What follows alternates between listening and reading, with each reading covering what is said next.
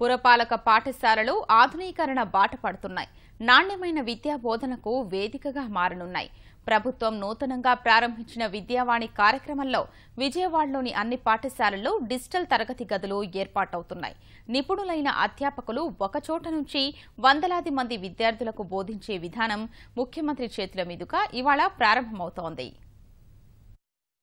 కూలిపోయేందుకు సిద్ధంగా ఉండే భవనాలు, సరైన సౌకర్యాలు లేని తరగతి గదులు, అంతంతమాత్రంగా చదువు చెప్పే ఉపాధ్యాయులు — ఇది ప్రభుత్వ పురపాలక పాఠశాలలంటే చాలా మందిలో ఉన్న అభిప్రాయం. కాని ఆ పాఠశాలలు ఇప్పుడు రూపురేఖలు మార్చుకుంటున్నాయి. ఆధునిక తరహా విద్యాబోధనకు కేంద్రంగా మారుతున్నాయి. ప్రభుత్వం కొత్తగా ప్రారంభించిన విద్యావాణి కార్యక్రమం పురపాలక పాఠశాలల్లో కొత్త పంథాకు నాంది పలకనుంది. విజయవాడ నగరపాలక సంస్థ 2 కోట్ల రూపాయలు వెచ్చి మెలుహా సంస్థ సాంకేతిక సహకారంతో 28 పాఠశాలల్లో విద్యావాణి కార్యక్రమానికి శ్రీకారం చుట్టింది. దీనికోసం సివిఆర్ పురపాలక పాఠశాలలో ప్రత్యేకమైన స్టూడియో తరగతి గదిని తీర్చిదిద్దారు. నగరంలోని 28 పాఠశాలల్లో డిజిటల్ తరగతి గదులు ఏర్పాటు చేసి వాటిని ఫైబర్ గ్రిడ్ ద్వారా స్టూడియోకు అనుసంధానించారు. దీనివల్ల స్టూడియోలో ఉండే ఉపాధ్యాయుడు బోధించే పాఠాలు అన్ని పాఠశాలల్లోని విద్యార్థులు నేరుగా వినవచ్చు. వారికి ఏవైనా సందేహాలు వస్తే వెంటనే అడిగే వీలుంది. అధ్యాపకుడు వారి సందేహాలు వెంటనే నివృత్తి చేస్తారు.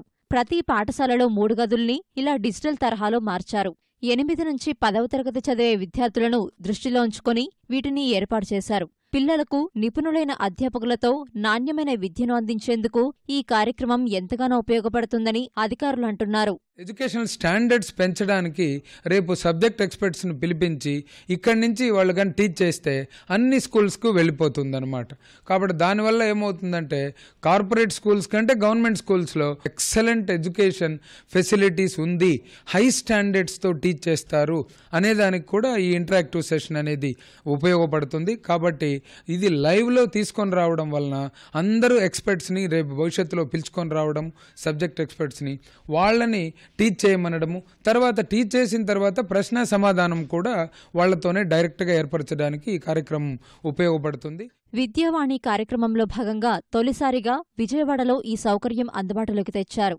ముఖ్యమంత్రి చంద్రబాబు చేతుల మీదుగా ఇది ప్రారంభం కానుంది. ఈ సందర్భంగా నేరుగా విద్యార్థులతో సీఎం మాట్లాడేలా ఏర్పాట్లు చేస్తున్నారు. తొలిదశలో 14 పాఠశాలల్లో విద్యావాణిని అందుబాటులోకి తెస్తున్నారు. ఈ నెలాఖరులోగా మిగతా 14 స్కూళ్లలోనూ ఆన్లైన్ పరికరాలు ఏర్పాటు చేసి అక్కడ డిజిటల్ తరగతులు నిర్వహించేలా చేస్తున్నారు.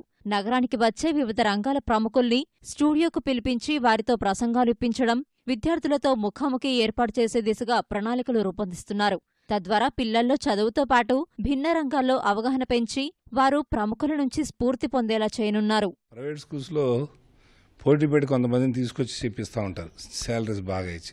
మనకు కూడా ఏంటంటే వాళ్ళని తీసుకొచ్చి ఇక్కడ కూర్చోబెట్టి పిల్లలతో డైరెక్ట్గా ఇంట్రడక్షన్ అవుతారు. అలా డౌట్స్ ఉంటే ఆ టీచర్తో మాట్లాడతారు. బోర్డు మీద రాసిన అక్కడ కనబడుతూ ఉంటుంది. అన్నీ చూసి వాళ్ళు వీళ్ళు మాట్లాడుకుంటారు. ఇది ఆంధ్రప్రదేశ్లో మొట్టమొదటిసారిగా విజయవాడ నగరంలో జరుగుతుంది.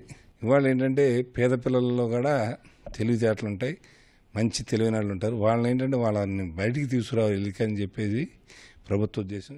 ఈ డిజిటల్ క్లాస్ రూమ్స్లో డిజిటల్ కంటెంట్ని 8th, 9th, 10th class rooms సంబంధించినటువంటి డిజిటల్ కంటెంట్ని కూడా లోడ్ చేసి పాఠశాలలో ఉన్నటువంటి టీచర్స్ కూడా ఒక టీచింగ్ ఎయిడ్గా వారు కూడా మెరుగ్గా పిల్లలకి విద్యను అందించడానికి ఒక అవకాశంగా కూడా దీన్ని మనం తీర్చిదిద్దడం జరిగింది.